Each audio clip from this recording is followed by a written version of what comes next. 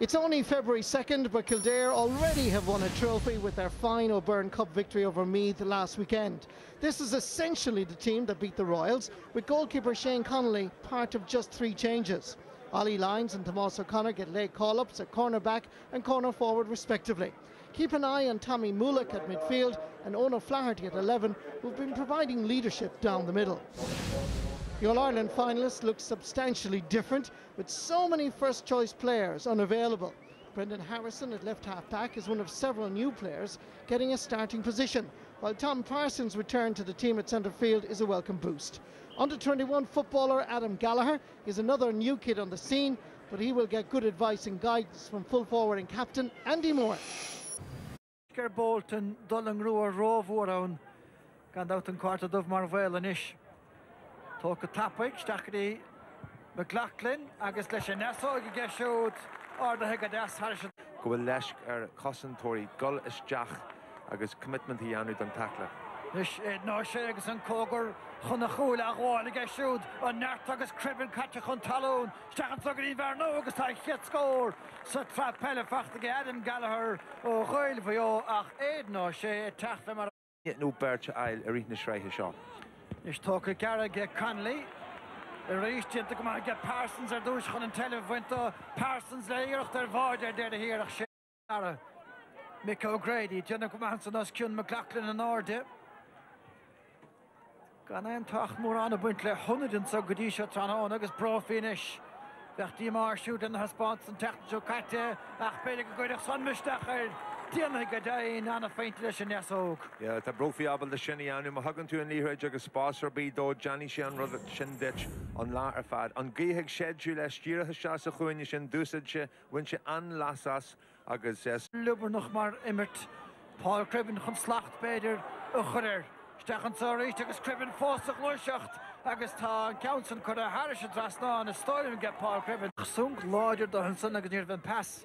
Harmola Berta Fachta get Keith Higgins and so. Rory Hickey on Chloe right over in line of Lee Keegan and Ish. Trastana Parker Rish Griad no Shea. Gary White, Cordogan Nafshach Gao Shea, Agus Lish and Gush Claire, Anna Yasser Fad, Achta and Nat, so Trish Raki and Kenafidach Shachno with Katja. Yeah, ain't it Jack? Stevenson Acrona got Hunty Shaker, got Trum Erson here. Council Color Harris and Drasna and Pescale. Rig Nish Count Torste is Tachri Tomás O'Connor, but to come out again. Brofilas Mochson Lane, Tora Wachel score low halt. More abundance and technical Katata, a Hansna na Hartnishton Nyasogach and Telef Kinne Gadasage. Sean Hurley. Last with the Lina Hug Vedras, Dahad Le Kushna Broige, Agus Harris and Drasna on painted bedress far enough.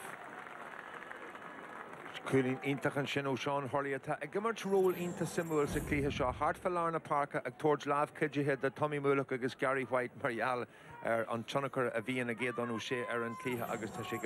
Tihana Kleshach Farnwell Gallagher, attack off a lasting Nish, Kudach Korkosha Duncan son. No Carlo, the Gallagher Dultastach Race, the Gustolum Narvan, Tarna C. Savola, a Garori Hickey. Ach, Shinian of agus lecht na himmer at na Shachten Shakatje. And Ish Henley, Count Fachte Hannah Fenige, agus Anna Count reached and so. I stop it. Corlav Vivian, aber Korkosha, ach, Skintig being live there here, Stolum, and not behind to say, Pescella will fragger again with Kildare Shaw, Target of Flaherty. Highland on their Holgen Park, Pintamach. And son Gadasige, shoot, Mark Talk again, David Highland, Agus Stachan son, Leshan the Sea, Harrison Drasna, the Umlan and Hirtig, Homakiana, Nish, Rykansaw, and the colleague Darren Cohen. And the Glushacht Muller had begun. Pass again, Andy Moore, Agus Tasha Trish, O'Shea went to Mach, started to Kuraga, Body Tachtan, so, Savard and Sconson. Again, good border. Agus na passna agur Gukreen o Gunny Godinica. Nisha will in see you counting so again, Robert Henley. Birgo Boyle, Nogaville. Seeking as Tiki name shaking. At Mayo, Gahulini Huntosik, Agus Edigammerch in Yedin the Gehishin. Order Hagegas Carlin Nish, Edinburgh Keegan, adult Trowain, Machan Sagri, Gibbons Alarna Parke, more than Ishchan, pass Kinunach Choristach, Burtigan Faro Gallagher, Mick Fallins and Dirgan Leroy went to Sudach, Nat Mahage Gallagher, Agus on a scorer, Fad, Agus Navi kind our Mishnig, the Ladog. Yeah, well, nobody Jarnach and Shin Mayo and ye Harringshire Huel o Kildare and Oberla Janu ag Gallagher, Visha Bjogna Kailche Ega, Saulig or Bwinu Paul. Ishta Mayo Cossin Katrain, Agus Dakar Kildare and Varna of Wintermach, Tashik Flahertinish, Stachan Sagadi Profi, and the drummer na Costa Agus Tashika Falastig, Shanser Khul, Pointing at Darn. Bháisteach bhí ag Kildare an teachtain se caite Lorna Park in ní haun de hinniuh. Cé bhfuil í dianta ón go chéile cach se chuinis ruth ríis Mayo agus seansaile cho Lee Keegan an trusan ach tá sé anarist gáil tríre. Nes a chuin Fernó Conway ó ná Flaherty agus tá múlicansa McNally Clíhánach leis má bhí an gáile se chuin isise an ile began gearach ní héna le sé sin agus scór an as Harnashige Kildare. Cathal Carlin na Corsin har an trasan agus just sílim sa hían gur Union of trí chéile an cúlaí caite an trasage secha dro Tomás O'Connor tá sé fachtastigige ach a ríis gan an takeíocht ní gáda an takeíocht. Dhin se an gúin sanach mar bhí agad second Jarlath ní mór a bhí techt leistíir da. Yeah, an mód díireach an sin ó darach mal hall agus mar a ví tú arán sin bhí sé intaciúin anna bhór kidhór le Janu agan ar fuair sin íthir bhí sé golamach a sinneanta féin sé Janu sé dalamh mológan sin ar Kevin Keane agus go fíorinneach áracan sé just ní chailann sé a in sin agus chuann sé go haúil go fíorinneach faoi Robert Henley agus Kevin Keane agus inis tá clíthe agin rud a bhí ag tastáil ag Kildare. Pan Keane ó hasnémar tránhóna agus bhí mar caint ghfuil ólas na slíchan na chúlacha agus é léire hiréistan san bro finis ile anna ggéireacht an slós a testán hail a luúdig agus a chúis go maithacha áirtlathe go dtí seo. Yeah, tíbhas tíad a bhhaimete a bhain. Ócach sé seo cúla deir na fórne anna cheann ar fad. Cúl glan marsin Oscar Sian Sagadi Cathal Carlin, Adam Gallagher, na Cosantóirí níos mátá Harnash agus deir hir múlacha agus a choileacha a buint na selleh de bhío agus cuoinnig bhfuil an ré ag Kildare sa chéad le bhí sé rá Jarlath gur fiú chuig faointe an chair sin tá tríking far a spáir láthir na huidecha ach far a bhór an chéad le bead Mayo a bhí an Keane ach léiríonn sé céá tappa agus a chathirí an cuasaí Stachan Sagadi McNally inis léanana chiatóga McNally ní mór na go bh rám leis a gúlaige agus scór deasile. An darna ceann fáid McLachlan go talamh agus tá bertéir leis dalta go talamh an son hail éiad nó sé ar ghinicha Gary White na chuine níos cad dhéanana gróir hiici an bátasá Laura sé sem mar lín ar dúis. Yeah, but be ceart mé rairc ainta mai ag an fearrtaíomh líne de agus ní síim sa go bhfuil an far mór in héanaad an na ségal seasaí leor. Dine amach go bhfuil cárta baí nó dumh eile an an sachoin chéimiid nachimir de raibh dreim láimh aige agus ar haing sé nuasa. Agus ghlacann sé le réitúir a bheith glic agus cliste golamón na glucha sin mar nuair a dhéanann tú iirecht an duine ag an harann síos an talamh áracha ar inis.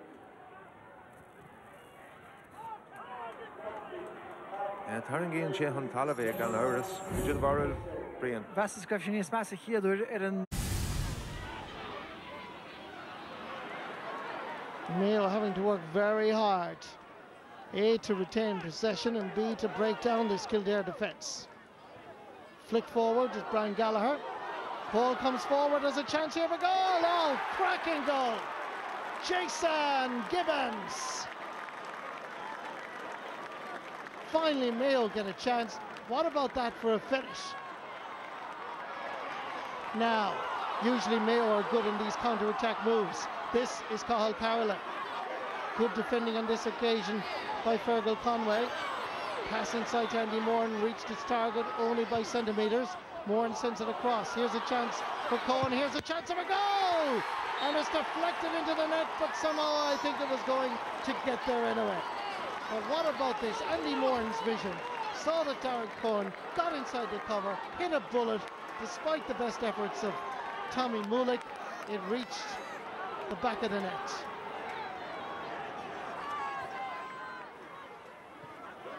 Gary White. Now, what are Kildare made of? Derek Mulhall flicking one inside.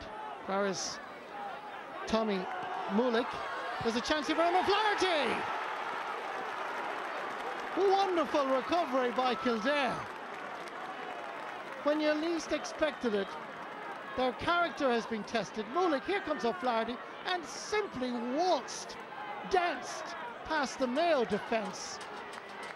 Defensively, the All-Ireland finalists were appalling.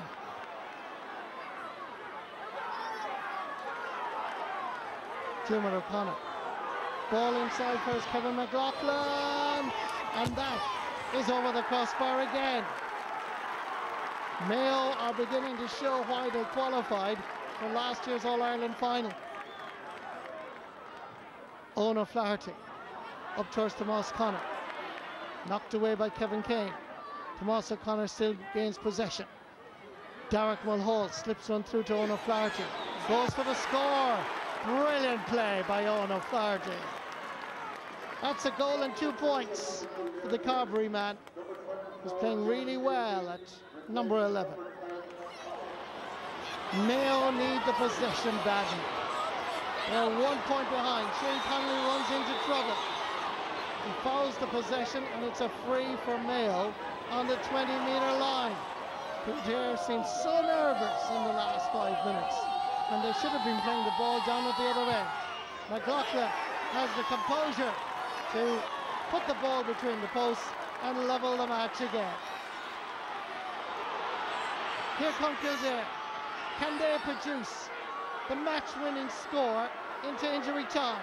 Here's Kevin Murnahan from Moorfield. They're deep into Mayo territory at this stage. Here comes Paddy Brophy from way out the field. He kicks it. Is that over the bar? It is a magnificent score. And Kildare people rejoice. When Mayo were celebrating just about 30 seconds ago, having forced a draw perhaps, it's Paddy Brophy is the man in Kildare with a sensational winner. Paddy Brophy can afford to smile because he is undoubtedly the match winner, the saviour for Kildare. Full-time score, Kildare 219, Mayo 280. It was definitely exciting from an attacking point of view. Both teams went for it and there was some spectacular scores, but I'd imagine both coaches or selectors will be going away from thinking, how do we concede so much? So certain amount of work done, and yet still more work to be to get done over the next week. It's getting hard to know exactly what the tackle is. So you know, even in that game there today, you see a couple of guys pulling out of tackles. You know, because they weren't sure and they didn't want to get a black card or whatever. So you're going to have a more free-flowing game. We just need to be careful that we don't take the skill of tackling out of the game. Well, a very entertaining game for the large crowd here in Newbridge. Could have gone either way, you'd have to say, but Kildare getting that vital point in the end to take the 2 league points on offer here today. Kevin McStay assesses that game for us right now. Kevin, as I said, it ebbed and flowed. Both sides had their periods during the game, and a good game of football. Brilliant game of football. Like we were saying earlier on, a hurling score almost. Scores every couple of minutes. Lead changing hands all the time. Crowd really got into it. Looked like a draw. Probably Mayo deserved to get something out of it, but a monster point then to win it. A terrific game of football. Great advertisement for league football. Both teams in seriously good condition as well. Hugely enjoyable, Michael. Even the people here in Kildare were saying that a draw might have been a fair enough result, but Jason Ryan will be very pleased with that. Oh, he will, because again, a lot of his younger players, his newer players, you know, really showed a lot of confidence. That threw the ball around, developed the situation, and had in the end, young Brophy had great confidence to take on the pot. Nobody had said boo if he put it wide. A draw would have been fine, but what a winner to get. So overall for Kildare, lots of positives, but plenty of positives for Mayo too. You know, they really contributed to a smashing game. high-scoring game, as you said, 4 goals in that game. Yeah, and some terrific effort as well. Lovely movement, fellas coming off the shoulder, you know, really smart finishing. Tomas O'Connor rode in with a beauty. Ona Flaherty likewise. Jason Gibbons there took the net clean off the stanchion at one stage, and a lovely goal to equalise it from Young Cohn in the corners. So the game had everything, like loads of smashing points and the goals again to spice it up. And what about that winning point? Yeah, look, I'm down for 6 points. As I might have missed 1 or 2 with the excitement, but Paddy Brophy was the man of the match in my estimation. I thought he was terrific all through for Kildare. And wrong side for a right footer, tough angle. I said 2:18 apiece, I think, at that stage, draw match, and he takes a shot from halfway down the town and flies over the bar, and that gets the spoils for the home team. Kevin, we had 2 black cards during that match. Now, we spoke about this at the start of the programme, and I know where you stand on the black cards, but having seen it in action here in the league now today, what's your thoughts? Well, you know, I haven't changed my position in that it's good for football, Michael. But the 2 that I spotted, the wing-back, Paul Cribben, an instinctive hand trick, had to go. But God, it was hard law. It really was hard law from the Aidan O'Shea one. I was a good bit back from it. It looked like you know, a bit of pulling and dragging. The referee was closer to it than I was, so I take it that he pulled him to the ground. But again, it's a tough one. But there's a learning curve involved here now.